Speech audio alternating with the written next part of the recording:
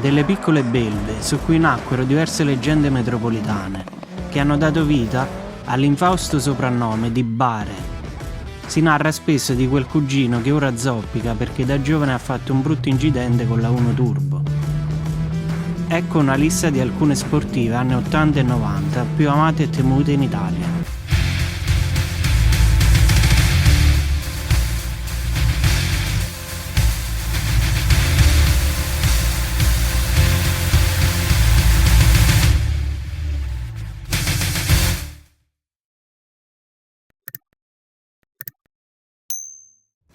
Il mondo automotivo ha regalato diverse perle ed ogni era è stata caratterizzata da vetture straordinarie.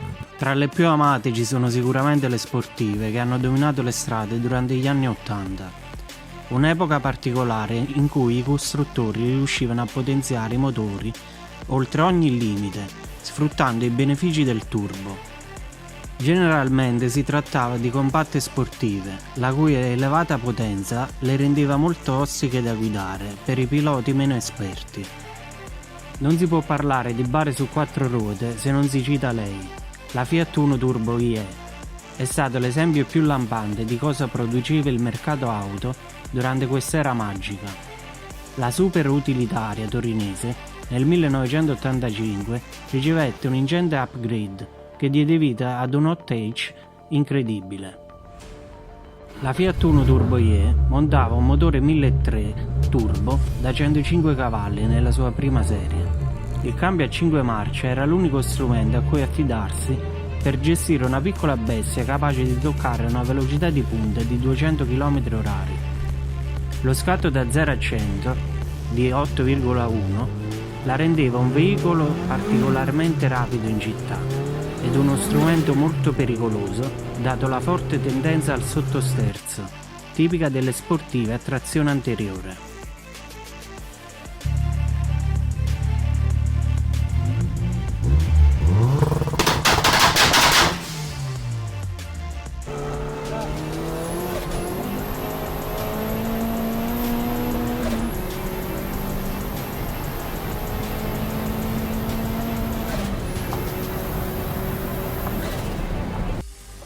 La Renault 5 Turbo appartiene alla ristretta cerchia di auto nate esclusivamente per omologare un modello da gara. La piccola francese nasceva con una variante stradale della vettura adottata dal brand francese nel leggendario gruppo B di rally. La Renault 5 Turbo si differenziava notevolmente dal modello di serie, a partire dalla configurazione meccanica. Il motore era montato in posizione centrale e trasmetteva tutti i suoi 160 cavalli alle ruote posteriori. Una piccola bomba a 4 ruote, i cui serbatoi di benzina erano installati sotto i due sedili anteriori.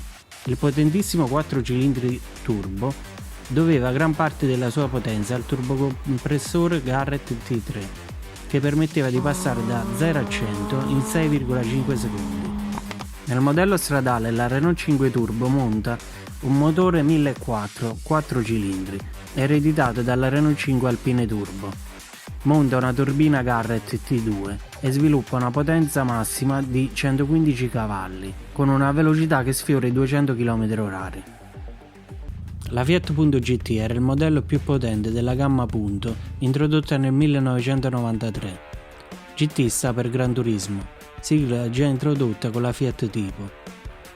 Era dotata di un motore 1.400, derivato da quello della Fiat Uno Turbo seconda serie, sovralimentato da un turbocompressore IHI modello VL7 raffreddato ad acqua, con sistema di raffreddamento intercooler aria-aria. Accreditato di 98 kW di potenza, 133 cavalli, questo propulsore, secondo i dati dichiarati da Fiat, era in grado di spingerla oltre i 200 km/h e di farla accelerare da 0 a 100 in poco più di 7 secondi. Passiamo a uno dei modelli sportivi più famosi al mondo.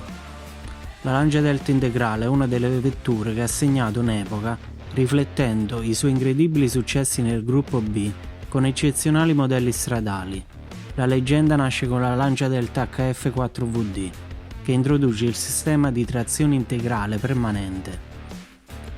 Il motore 4 cilindri turbo 2 litri da 165 cavalli è solo il punto di partenza di una serie di elaborazioni mozzafiato che col tempo resero la Lancia Delta Integrale una delle sportive più temute su strada nei campionati rally. Il suo iconico look con i fari anteriori sdoppiati e i grossi passaruota bombati sono la firma di un modello che è rimasto tuttora nel cuore di chi ancora spera in un ritorno di Lancia. Tra le numerose varianti lanciate da Volkswagen, una delle più ricercate dai collezionisti probabilmente è la G60. Nata nel 1988, questa versione risultava notevolmente più aggressiva della Golf GTI e doveva tutta la sua fama incredibile al motore 4 cilindri 1008. Il propulsore montava una turbina ribattezzata G60 per via della sua forma G ed una lunghezza massima della camera interna di 60 mm. La G60 Rally era dotata anche della trazione integrale sincro. In seguito venne lanciata la Limited Edition col 1008 G60 spinto fino a 210 cavalli, una potenza notevole che riduceva lo sprint 0-100 a 7,2 secondi e permetteva di toccare una velocità di punta di 227 km/h. Gli anni 80 erano un periodo magico per Lancia, che dominava la scena dei campionati rally ed elaborava vetture straordinarie. Gli ingegneri Lancia spesso avevano idee a dir poco fuori dagli schemi, ed una di queste diede vita ad una vettura piuttosto folle. Nel 1986 l'ammiraglia Thema venne presentata nella variante 832, meglio conosciuta come Thema Ferrari. Questa berlina adottava il motore 8 cilindri 32 valvole della Ferrari Mondial 4 valvole, capace di erogare ben 215 cavalli, il tutto con la trazione anteriore. La ricca dotazione della Thema 832 comprendeva poggiatesta posteriore a scomparsa e rivestimenti in materiali pregiati.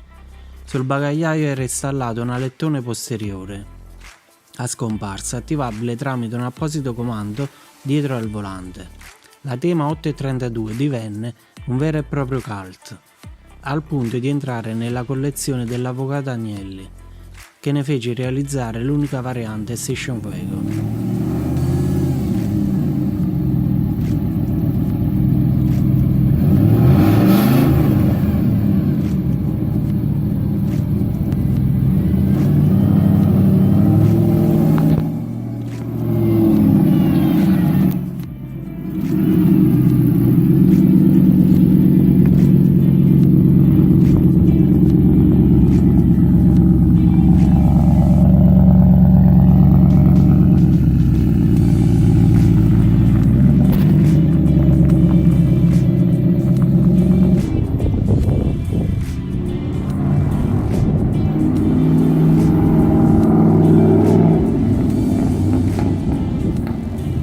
Nel 1993, dopo il lancio della Renault Clio 16S, dalle prestazioni certo non modeste, Renault arricchisce la sua gamma sportiva con la mitica Renault Clio Williams, creatura di Renault Sport e della scuderia Williams, che, d'altronde, l'anno precedente aveva conquistato il titolo di campione del mondo di Formula 1 costruttori.